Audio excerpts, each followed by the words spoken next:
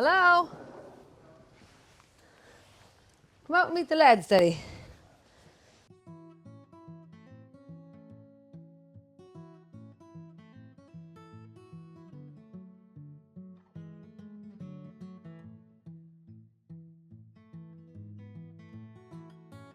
What's my name? Yes, Sean Larkin. Sean Larkin, agus tusa. Breda Larkin. Now, so whereabouts in the world are we?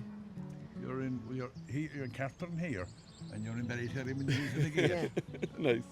So this is the Townland Divide, this road? Yeah. You're south of Ballinasloe, actually. Are we? Yeah. Right, there you go. We're in the Lower Shannon.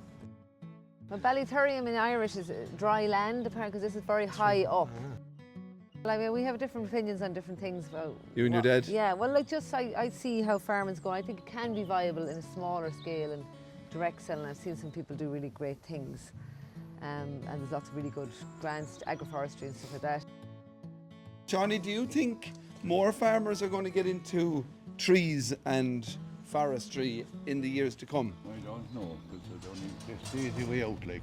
It is the easy way out. Your land is gone forever once you plant it. Sell it. You sold it, you get something for it. There's nothing for only a heap of old trees. What do you think of the agroforestry then when you have the trees and the livestock in the same field? Cool cod. Why do you say that? Because eventually they'll overshade the grass, is it? You don't know, you're just trying to feel like doing that. You can't put more good finding, good hay or anything in it. You can, though. You could, but lads can. I've seen lads cutting hay and silage between the rows. 20 metres between the rows. What are we actually looking at here, Breda? What scheme is that? So this is the Native Woodland Scheme. Yeah. It's 5.6 hectares altogether, something like that.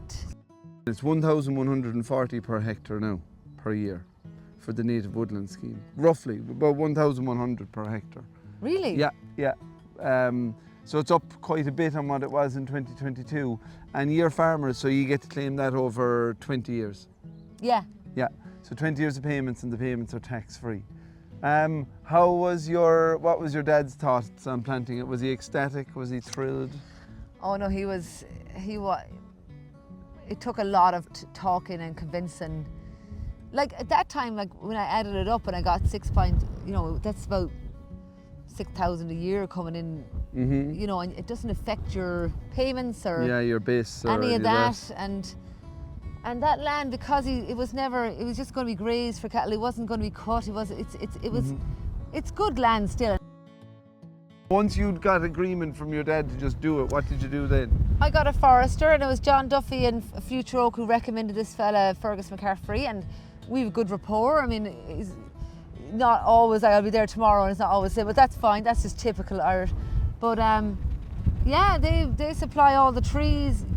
You pay €500 at the start for him to put in the license application. But you get that back. Yeah. And that's it. Yeah, so for the first 5 years they will replace trees, and after that you're on your own. But this has done great. Like I would say, because he was really admired the fact that it was good land, because he's usually up to their tits in bog trying to put out in the citrus fruit, while the oak have done brilliant here. It's 50% oak. Buzzards, there's skylarks, there's like, it really is alive. And when you talk about spirituality, I was telling you that I had a vision one time of my brother standing where we are now, looking down over that, and he told me that was a forest, and he was right. It was, all of that was wood, all the way as far as you could see. There's all reclaimed land, and he told me I should do it, and it's a good thing to do, and that's where I kind of had that in me. You had to fight and you had to have that conversation. You know, I felt I had support in my brother to talk to my father. And yeah, it worked eventually. And when I go down there, John made that, he was the one that put that fence in 35 years ago. That's where I sit in the step and or in the stones, and I can feel his spirit there. So that's, you know, I talk about spirituality, and so that's why I like it a lot. I think it's really beautiful. And over the hill, the sunset's lovely, so it's going to be a thing of beauty. And then he says, what do you have after 20 years? Nothing, you know, but you have a forest, you know, a proper... But the only thing for me that you can't do in there is graze cattle or sheep, but every other thing, like you could do guided walks, you could do cabins, maybe ecotourism, you could do foraging for mushrooms or something. There's a lot of, I mean, I don't want to be overly naive about it. You've taken some of its productive potential away, but there's lots of other things you could do with that plot, and it represents what? 7 or 8% of the total farm. That's it. It's not that you've blanketed the place in trees. Pretty much.